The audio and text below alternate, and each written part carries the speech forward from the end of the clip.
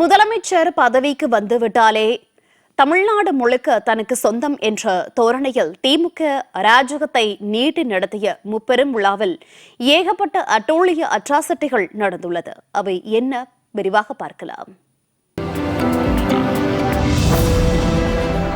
மது பிரியர்களின் லிவரை பதம் பார்த்து கோடிகளை லட்சங்களில் அள்ளி குவித்த டாஸ்மாக் பணத்தில் நடந்து முடிந்திருக்கிறது விளம்பர திமுகவின் முப்பெரும் விழா.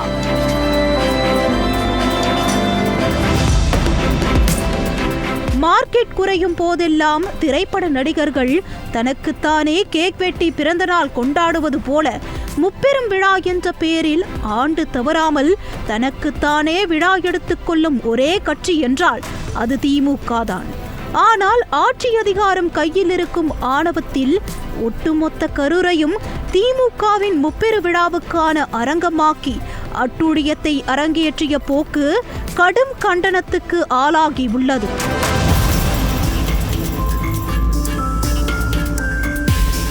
விழாவில் பங்கேற்க வெளி மாவட்டங்களில் இருந்து பேருந்து மற்றும் டாடா ஏஸ் வாகனங்களில் அழைத்து வரப்பட்ட நிலையில் அந்த வாகனங்கள் கரூருக்குள் எளிதில் நுழைந்து விழா நடக்கும் மைதானத்தை அடையும் வகையில் கோவை, சேலம், திருச்சி என பல்வேறு மாவட்டங்களை கரூருடன் இணைக்கக்கூடிய பிரதான சாலைகள் மட்டுமின்றி உட்புற சாலைகளிலும் போக்குவரத்தில் மாற்றங்கள் செய்யப்பட்டன.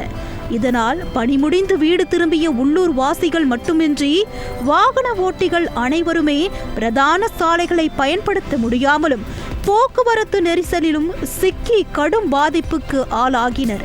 அது மட்டுமின்றி வெளி மாவட்டங்களிலிருந்து கரூர் நோக்கி வந்த அரசு மற்றும் தனியார் பேருந்துகள் சாலையை கடக்க முடியாமல் திணறியதால் பயணிகள் பெரும் அவஸ்தைக்கு ஆளாகினர்.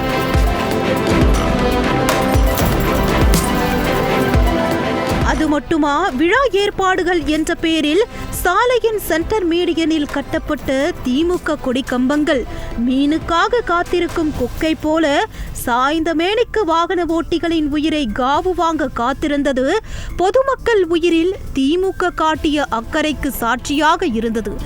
ஏற்கனவே சில மாதங்களுக்கு முன்பு விளம்பர ஆட்சியின் துணை முதலமைச்சர் உதயநிதியை வரவேற்று திமுகவினர் அமைத்திருந்த கொடிக்கம்பம் விழுந்து மாணவர் படுகாயமடைந்த சம்பவம் மக்கள் மத்தியில் பெரும் கொந்தளிப்பை ஏற்படுத்திய நிலையிலும் கொஞ்சமும் படிப்பினையே இல்லாமல் சாமானிய மக்களின் உயிரை துச்சமென மதித்து திமுக செய்து வரும் வரவேற்பு விளம்பரங்கள் திமுகவின் இரத்தத்தில் ஊறிப்போன அராஜகத்துக்கு சான்று.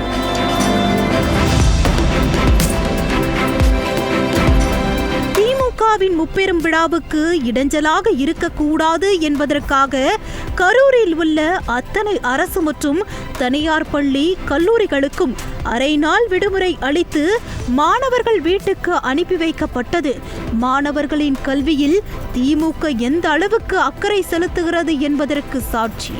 அது மட்டுமா, திமுகவின் முப்பெரும் விழாவுக்கு ஆட்களை கூட்டி வர அரசு பேருந்துகள் அனுப்பி வைக்கப்பட்டதால் பாதியில் வெளியேற்றப்பட்ட பள்ளி மாணவர்கள் அவரவர் வீடுகளுக்கு செல்ல பேருந்துகள் இன்றி குளித்தலை பேருந்து நிலையத்தில் புத்தக பைகளுடன் காத்திருந்தது திமுக எப்பேற்பட்ட சுயநல ஆட்சி நடத்துகிறது என்பதற்கு மற்றொரு சாட்சி.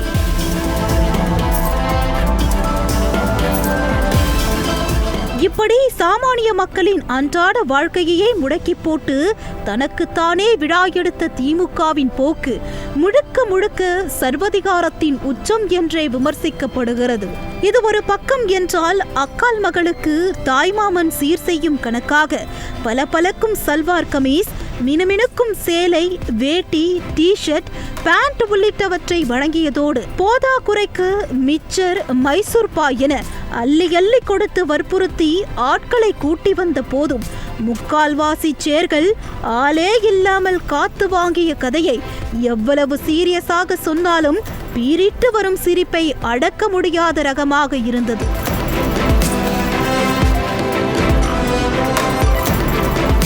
இப்படி காத்து வாங்கிய சேர்களுக்கு மத்தியில் திமுகவின் 200 ரூபாய் ஓபிஸ்கள் முன்னிலையில் விளம்பர முதலமைச்சர் ஸ்டாலின் திமுகவை விட சிறந்த கொள்கையை கொண்ட கட்சி வேறு எதுவும் இல்லை என்று நரம்பு புடைக்க பேசியது. கோமாவில் இருப்பவரை கூட தட்டி எழுப்பி சிரிக்க வைக்கும் அளவுக்கு இருந்ததுதான் ஹைலைட்.